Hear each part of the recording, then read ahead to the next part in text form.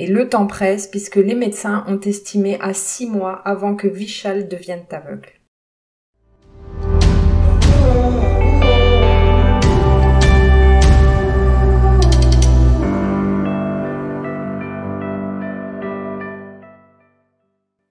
Salut, moi c'est Dakota. Alors pour ceux qui ne me connaissent pas encore, je partage sur cette chaîne des histoires vraies, hors du commun et surtout qui m'inspirent. Voilà, donc si vous êtes nouveau, n'hésitez pas à vous abonner.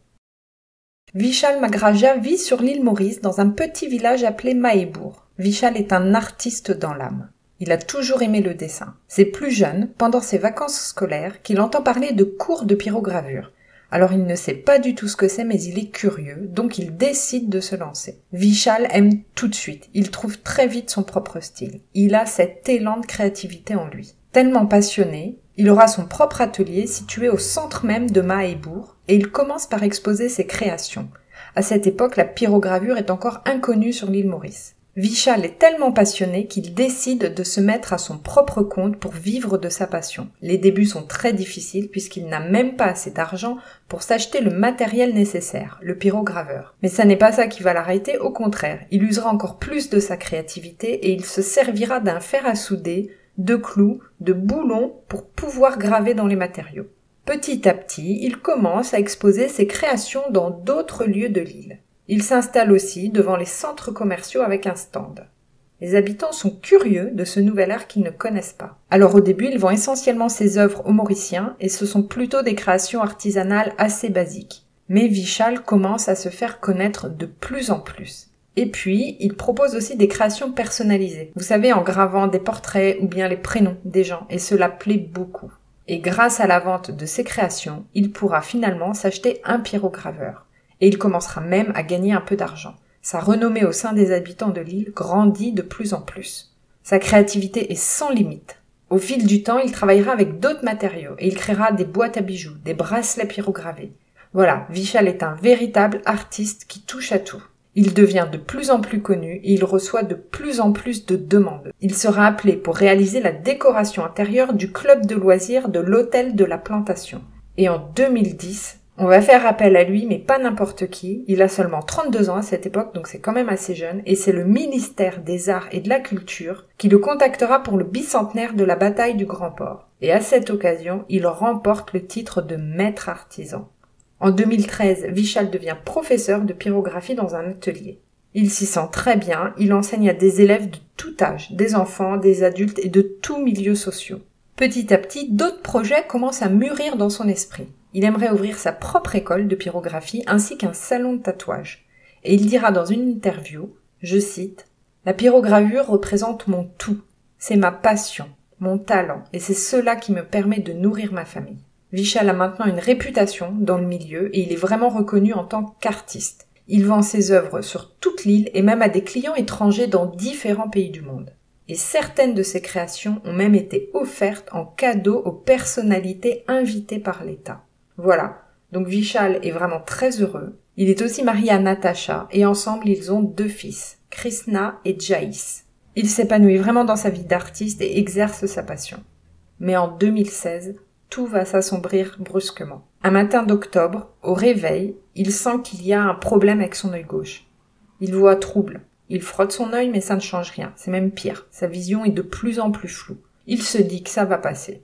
Le lendemain, c'est toujours pareil, alors il décide quand même de prendre un rendez-vous à l'hôpital de Rosebel. Le médecin qui le recevra là-bas lui conseillera d'aller à l'hôpital ophtalmologique de Souillac. Et une fois là-bas, on le redirige encore vers un autre hôpital, à Moka cette fois-ci. Alors il faut savoir qu'il se passera 3 semaines entre le moment où sa vue a commencé à se détériorer et le moment où on lui explique ce qu'il a. Les médecins disent à Vishal que son œil gauche est sévèrement touché, qu'il a même un décollement de la rétine et que son œil droit commence aussi à être atteint. Il apprend qu'il est diabétique. Il subira une intervention au laser en urgence et suite à cette intervention, son œil droit va se mettre à saigner. Et son père, très inquiet, décide alors de l'emmener chez un médecin privé. Et c'est seulement là-bas que Vishal a vraiment eu un diagnostic précis sur ce qui lui arrivait. Le médecin lui dira qu'il doit absolument aller en urgence en Afrique du Sud pour subir une autre intervention car sinon il risque vraiment de perdre la vue.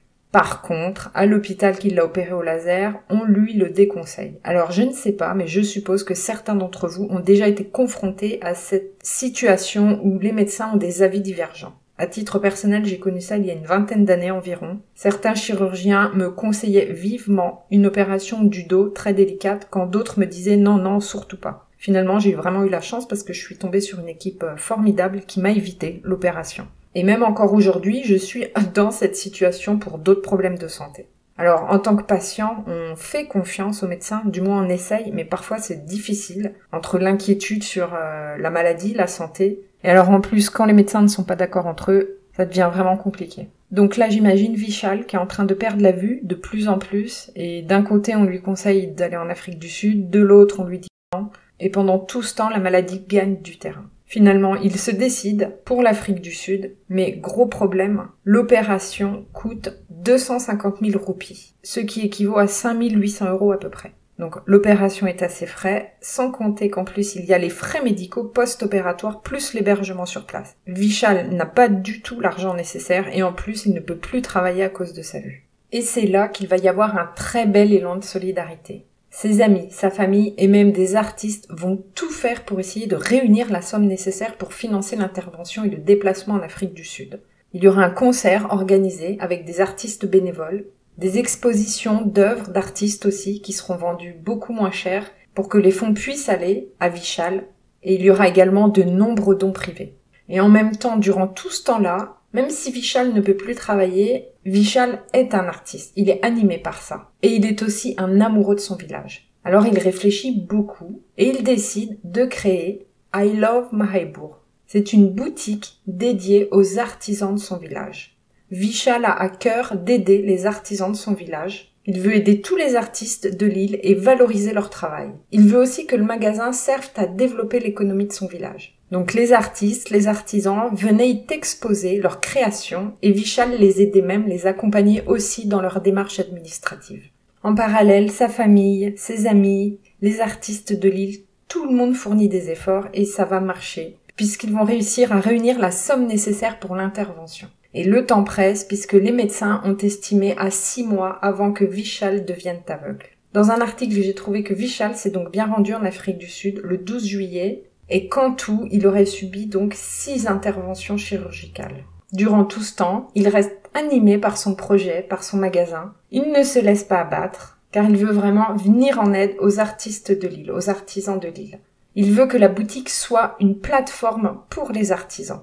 Au fil du temps, Vishal s'est fait une raison et s'en remet au destin. Il dira, je cite, « Après réflexion, je suis parvenu à la conclusion que la vie a décidé que je devais être aveugle, qu'il en sera ainsi.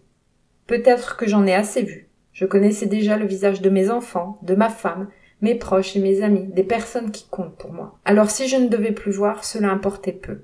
Et si j'avais cet argent, je l'aurais mis de côté pour mes enfants et non pour mes yeux. » Et malheureusement, Vishal, malgré toutes les interventions, deviendra aveugle en 2018. Il ne peut plus du tout exercer la pyrographie, mais par contre, il s'investit à fond dans la boutique. Malheureusement, la santé de Vishal va se dégrader pour d'autres problèmes de santé, et il décédera en 2019, à l'âge de 40 ans. Natasha, sa femme, continue de se battre pour faire vivre la boutique, le projet de Vishal. Elle a même contracté un emprunt, car elle était seule avec ses 2 enfants et financièrement c'était très difficile. Vous voyez que c'est une histoire assez récente, donc comme nous, ils ont subi après le confinement lié au Covid. Et le magasin sera fermé durant 3 mois. Puis peu de temps après, je ne sais pas si vous en avez entendu parler, il y a eu le naufrage du paquebot, le Wakashio. C'était le 25 juillet 2020. Et cela a provoqué une énorme marée noire sur les côtes de l'île. C'était plus de 1000 tonnes de fioul d'hydrocarbures qui se sont répandues dans l'océan Indien. Donc il y a eu les 3 mois de fermeture liés au confinement, plus la marée noire. Donc forcément tout ça, ça a fait fuir tous les touristes. Et la vie pour les habitants y a été vraiment très difficile. Le village est de plus en plus déserté. Et dans une interview qui date d'octobre 2020, Natasha expliquait que si elle ne trouvait pas de fonds, elle serait obligée de fermer la boutique d'ici décembre 2020. J'ai vu sur internet que la boutique existe toujours, mais je ne sais pas du tout si c'est elle qui en est la propriétaire encore ou si elle l'a revendue. Je sais que sur ma chaîne, le fil conducteur sont des histoires qui finissent bien, mais je pense aussi, et j'ai envie de toute façon de le faire, il est important de relayer des informations auxquelles nous n'avons pas forcément accès dans nos médias traditionnels. Donc voilà, j'avais envie de mettre en lumière l'île Maurice, ses habitants, l'histoire de Vishal et de sa femme. Le naufrage du navire a causé énormément de tort à l'île, tant au niveau économique, écologique et sanitaire. En 2021, suite au procès, le capitaine et son second ont été reconnus coupables de la pire pollution qui ait jamais existé sur l'île Maurice. Et c'est seulement le 29 mars 2021 que les échantillons d'eau de mer sont revenus négatifs, sans huile, sans hydrocarbures. Donc c'est seulement à partir de là que les habitants sur l'île ont pu reprendre la pêche, qui est une de leurs principales activités pour vivre. D'ailleurs, je ne sais pas, mais au cas où, si jamais il y a des personnes qui vivent là-bas ou qui ont pu s'y rendre, n'hésitez pas à me dire en commentaire, ou même par mon adresse mail, si la boutique est toujours tenue par la femme de Vishal, et comment se passe la vie sur Maurice aujourd'hui, et plus particulièrement à Mahébourg. Voilà, j'ai trouvé l'histoire de Vishal vraiment très touchante. Un homme au grand cœur qui avait trouvé sa voie, sa passion. Et encore là, on a l'exemple d'un homme qui était prêt à donner pour les autres, donner de son temps, partager, transmettre. Et j'ai envie de voir des personnes comme ça mises en lumière. Donc vous l'avez remarqué, je fonctionne au coup de cœur pour mes histoires. Je ne sais pas si celle-ci vous aura intéressé, je l'espère en tout cas. Si c'est le cas, n'hésitez pas à me soutenir en mettant le petit pouce bleu, pourquoi pas même en partageant la vidéo. Je voudrais remercier tous ceux qui ont joué le jeu. J'ai vu qu'il y avait des personnes d'un peu partout, en France, des petits villages aussi que je ne connais même pas. J'ai trouvé ça vraiment génial à lire. La vidéo prend fin ici. Si vous avez entendu des bruits de fond, c'est tout simplement qu'il y a un gros orage. On se retrouve très bientôt. D'ici là, prenez soin de vous. Salut!